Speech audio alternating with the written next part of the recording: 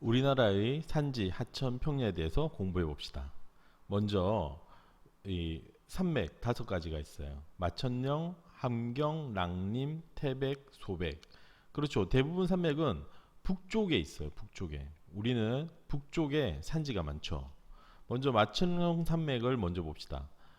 우리나라 영산이라고 하면 백두산이 있죠. 이 백두산이 여기 있어요. 2750m 높이입니다. 근데 여기가 백두산이면 백두산맥 하면 좋잖아요. 근데 마천령 산맥이라고 한 이유가 있어요. 이거 뭐냐 하면 이쪽 지방이 간도라는 지방이에요. 도라는 건 섬이거든요.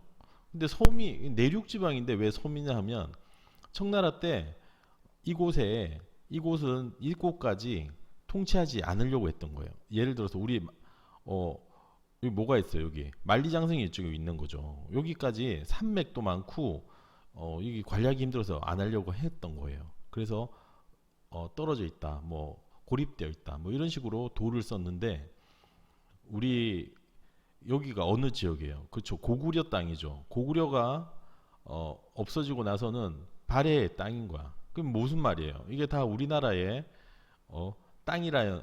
땅이었는데 1909년쯤에 이제 일본이 강제적으로 여기 너희 나라 중국 너희 나라 땅이야라고 인정해 줘 버린 거야. 그게 간도 협약인데 그러면서 자기들은 여기 이제 철길을 놓는 걸로 우리 철길 놓을 테니까 너희 여기 땅 너희 땅이라고 내가 인정해 줄게 하는 게 간도 협약이에요.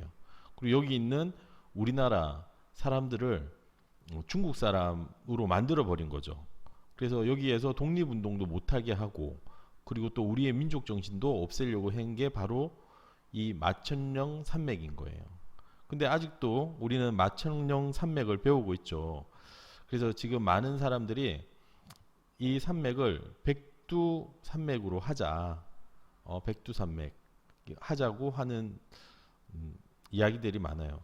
그런데 1961년도에 북한하고 중국하고 이제 또 자기들끼리 이야기를 한 거예요. 북한이 여기 우리나라 영산인데 너희가 왜 하느냐. 그래서 지금은 이쪽을 기준으로 백두산 전개비를 기준으로 밑에 쪽은 북한이 관리하고 위쪽은 중국이 관리하고 있어요.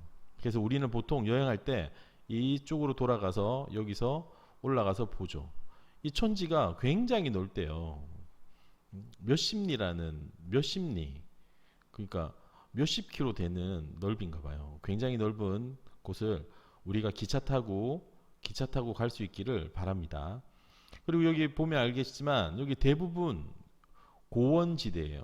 굉장히 높은 산지 지역인데 여기에 또 평야가 그렇게 많대요. 그리고 여기 넓은 평야 지대에는 나무는 잘 안 자라고 풀들이 굉장히 많이 자라요.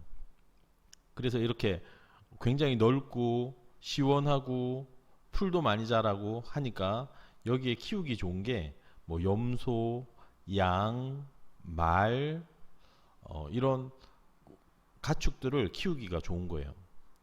그런데 단점이 뭐냐면 이 산을 보세요. 굉장히 험하죠. 여기가 위로 쭉 연결되어서 이 위에서부터 이런 굉장히 무서운 동물들이 많이 사는 거야. 불곰, 표범, 늑대, 호랑이 이런 애들이 살아요. 그럼 이런 애들은 어디 갈까? 그쵸? 여기 많은 그런 양이나 이런 소 이런 애들 있는 데로 와서 잡아먹으려고 하겠죠. 그래서 여기 살던 사람들이 이런 무서운 동물들을 막기 위해서 동물을 키웠는데 그 동물이 바로 풍산개예요. 우리 진도에는 진돗개가 있죠. 또 우리 여기 개마고원에는 풍산이라는 지역에 풍산개가 유명해요.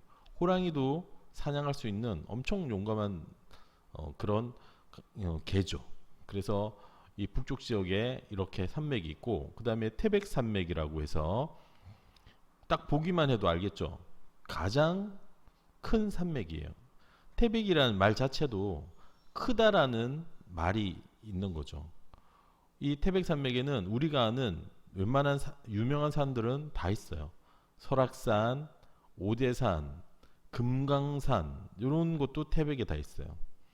여기 떨어져 있지만 사실은 요거는 태백 큰 산맥 밑에 있다고 해서 붙어 있다고 해서 짝을 소자를 써서 소백산맥이라고 합니다. 그래서 우리는 주로 이렇게 동쪽에 북쪽에 산맥이 있고 이런 서쪽에 남쪽에는 평야가 있습니다. 자, 그 다음에 보면 주요 하천의 위치는 이렇게 크게 우리도 5가지라고 다시 이야기할 수 있어요. 먼저 대동강, 우리가 잘 모르는 강인데 이곳도 굉장히 유명한 겁니다. 고려시대 때는 주로 중국과 이쪽으로 무역을 했고 그래서 이쪽이 굉장히 발달되어 있었으며 지금 평양도 대동강에 붙어 있어요. 그리고 유명한 이야기로는 봉의 김선달이 겨울에 이곳 대동강 물을 팔았다는 그런 이야기가 있죠. 그리고 한강이라는 말 자체는 큰 강이라는 뜻이에요. 이 금강산에서부터 시작하는 남한강과 저 위에 태백부터 시작하는 북한강이 만나서 서울을 지나는 큰 강인 거죠. 예전에 우리나라 삼국시대 그 이전부터 이 한강을 차지하는 나라가 가장 힘이 센 나라였어요.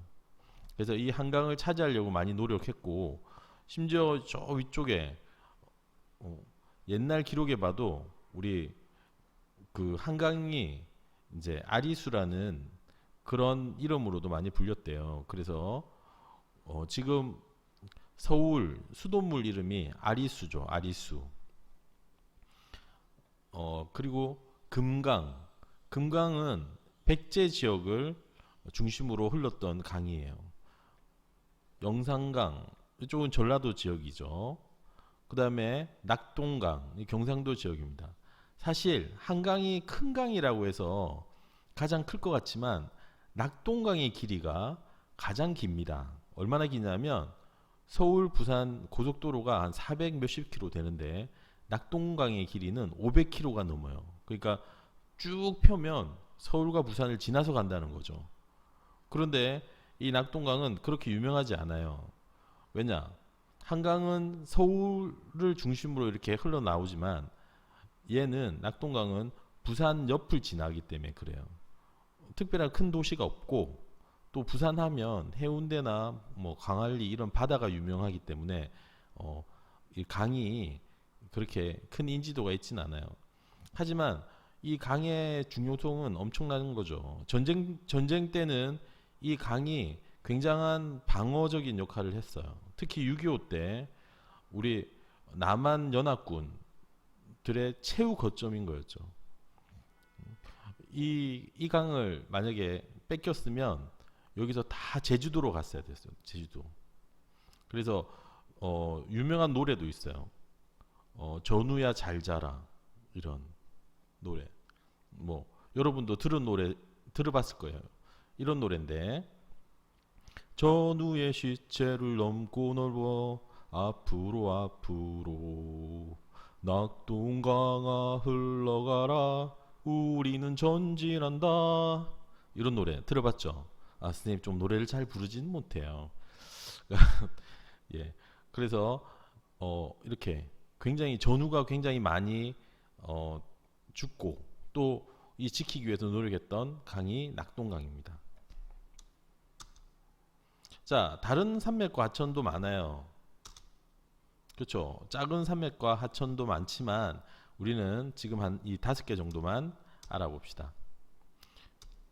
자, 우리 국토의 산지는 얼마나 있을까요? 한 70%가 있어요. 그것도 다 어디? 북쪽과 동쪽. 우리나라의 산은 어느 쪽에 많이 분포해 있나요? 금방 이야기했죠. 자, 그 다음에 하천은 주로 이쪽 북쪽과 동쪽이 높으니까 주로 하천은 어떻게 되겠어요? 높은 데서 낮은 데로 흐르겠죠. 그러니까 서쪽이 많고 그리고 남쪽이 많아요. 서쪽과 남쪽으로 흘러갑니다. 왜 주로 서쪽과 남쪽이 흘러갈까요? 선생님이 한번 A와 저기 봅시다. 자, 우리나라 지형도를 잘라봤어요. 그랬더니 여기 A와 B를 잘랐을 때 B는 이쪽이고 A는 이쪽이에요. 서울을 잘라본 거예요. 그러면 여기가 무슨 산맥? 그쵸, 태백산맥이요. 태백산맥이 이렇게 있고 한강이 있는 거예요. 한강이 이쪽에 지나가 있죠. 여기 한강이 지나가고 여기 서울이에요. 서울. 서울 쪽. 여기서 보면 우리는 동쪽이 높고 서쪽이 낮겠죠. 그래서 강은 여 위에서 시작해서 이쪽으로 서쪽으로 가겠죠. 또는 아까 여기 이야기했듯이 위에서 밑으로 내려오게 됩니다.